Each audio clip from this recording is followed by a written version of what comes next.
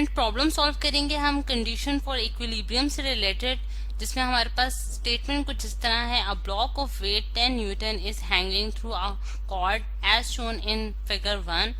Find the tension in the cord. अब आपने find out करना है स्टूडेंट्स के टेंशन फाइंड आउट करनी है। आप इसका डाटा पहले बना लेते हैं, फिर उसके बाद हमारे पास चीज़ें जो है वो काफ़ी क्लियर हो जाती हैं। स्टूडेंट्स, डाटा जो हमने इस स्टेटमेंट से निकाला है वो हमारे पास कुछ ये है कि हमारे पास एक ब्लॉक है जिसका वेट हमें गिवन है जो कि हमारे पास 10 न्यूटन है, ठीक है। और उसको एक आपने हैंग किया हुआ है, एक आपने एक रस्सी है, एक कॉर्ड है, ठीक है। और फिर उसके बाद आपने क्या किया है कि आपने उसके अंदर जो टेंशन है यानी कि खिंचाव जो आप जिसे हम कहते हैं उर्दू जुबान में, वो आपने फाइंड आउट करना है उस रस्सी के अंदर या उस कॉर्ड के अंदर, ठीक है। अब टेंशन टी से अगर हम उसे डिनोट करें तो वो हमने फाइंड आउट करनी है, वो हमारे लिए अननोन है।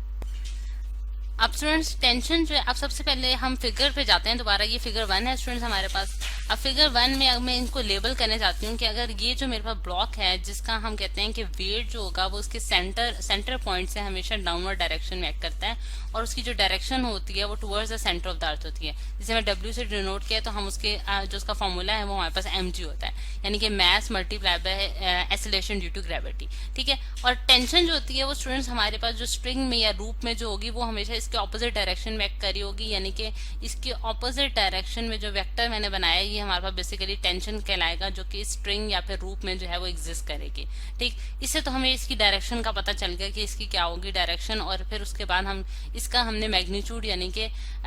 जो हमने इसकी वैल्यू है वो हमने फाइंड आउट करनी है। अब इसको सॉल्व करने के लिए यानी कि इसकी प्रॉब्लम के सोल्यूशन के लिए स्टूडेंट्स हम देखते हैं कि हम क्या जो है टेक्निक अप्लाई कर सकते हैं। उसके लिए हमने फर्स्ट कंडीशन ऑफ इक्विलिब्रियम पढ़ रखी है। According to the first condition of equilibrium, यहाँ मैं लिख भी देती हूँ, फर्स्ट कंडीशन ऑफ इक्विलिब्रियम,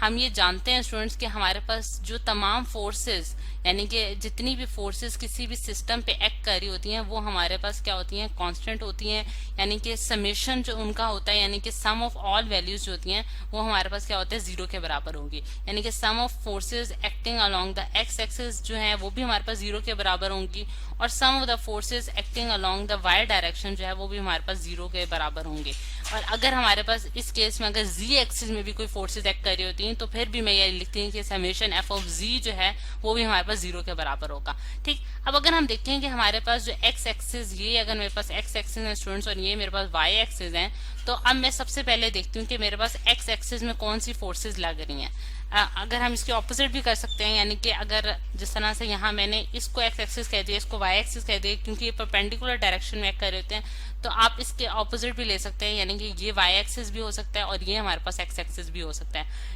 ये जो है स्टूडेंट्स हमारे पास जो हमारे पास कार्टेशियन कोऑर्डिनेट सिस्टम है उसमें हमारे पास ये 3 एक्सिस जो हम बनाते हैं एक्स वाई और जी जो है ये तीनों परपेंडिकुलर होते हैं ईच अदर, यानी कि एक दूसरे के हमेशा परपेंडिकुलर लाई कर रहे होते हैं। अच्छा, अब हम सबसे पहले अगर हम देखें स्टूडेंट्स कि हमारे पास जो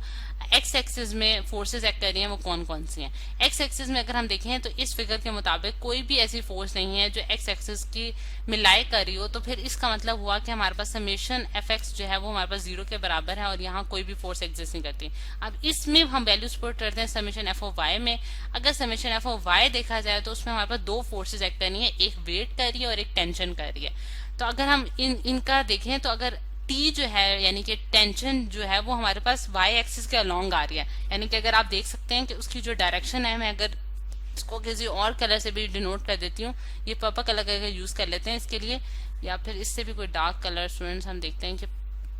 ये अगर हम पिंक कलर यूज करें तो पिंक कलर से आपको ये शो करी है कि जो टेंशन है ये बिल्कुल अलोंग द वाई एक्सिस है। अब अलोंग द वाई एक्सिस जो डायरेक्शन होगी स्टूडेंट्स वो हम पॉजिटिव लेंगे, और अगर नेगेटिव वाई एक्सिस में जाएगी यानी कि माइनस वाई यानी कि नीचे वाली डायरेक्शन में जाएगी तो माइनस वाई एक्सिस कहलाएगा। इसी तरह हमारे पास पॉजिटिव एक्स एक्सिस और नेगेटिव एक्स एक्सिस भी होते हैं। अगर समेशन एफ वाई में हम फोर्सेज को लिखना चाहेंगे तो जो forces Y axis positive Y axis के अलोंग होंगी वो पॉजिटिव कंसिडर की जाएंगी, और जो नेगेटिव वाई एक्सिस के अलोंग होंगी वो नेगेटिव कंसिडर की जाएंगी। जैसे टी के साथ मैंने पॉजिटिव साइन डाला है, और डब्ल्यू जो होगा वो क्योंकि नेगेटिव वाई एक्सिस की डायरेक्शन में जा रहा है तो उसके साथ मैं माइनस साइन लगाऊंगी और फिर डब्ल्यू लिखूंगी। और इनका समेशन जो है यानी कि ये 2 फोर्सेज जो कि वाई एक्सिस में अलॉन्ग एक्ट करी थी, तो इनका जो सम है यानी कि इन दोनों को जब मैंने एड अप कर दिया है तो ये हमारे पास 0 के बराबर है। अब इसी चीज को हम एक और तरह से लिखते हैं ताकि आपको इसकी समीशन की जो चीज है वो क्लियर हो सके, यानी कि मैं इसको इस तरह से भी लिख सकती हूँ कि T plus minus W is equal to 0, ताकि समेशन की जो मीनिंग है वो मेंटेन रह सके, यानी कि समेशन जो है वो हमारे पास क्या होता है, सम होता है। ठीक है, और माइनस साइन अगेन मैं आपको बता दूं कि हमने नेगेटिव वाई एक्सिस की वजह से पुट किया है, क्योंकि W की जो डायरेक्शन है वो नेगेटिव वाई एक्सिस के अलॉन्ग है। अब इसी को अब मैं इस ब्रैकेट को जब मैं सॉल्व करती हूँ तो मेरे पास T minus W is equal to 0 आ जाएगा स्टूडेंट्स, जिससे मुझे मालूम हो जाता है कि टेंशन जो है वो W के बराबर आ जाती है। अगर मैं नेगेटिव को राइट हैंड साइड पे ले जाऊंगी तो मेरे पास पॉजिटिव बन जाएगा, और W जो है हमारे पास स्टूडेंट 10 न्यूटन है, तो इसका मतलब हुआ कि टेंशन जो एक्ट कर रही है बॉडी पे वो 10 न्यूटन की है, जिससे मुझे ये मालूम हो गया स्टूडेंट्स कि हमारे पास टेंशन और वेट जो होते हैं वो हमेशा सेम मैग्नीट्यूड के होते हैं, लेकिन उनकी सिर्फ डायरेक्शन जो है वो ऑपोजिट होती है टू ईच अदर।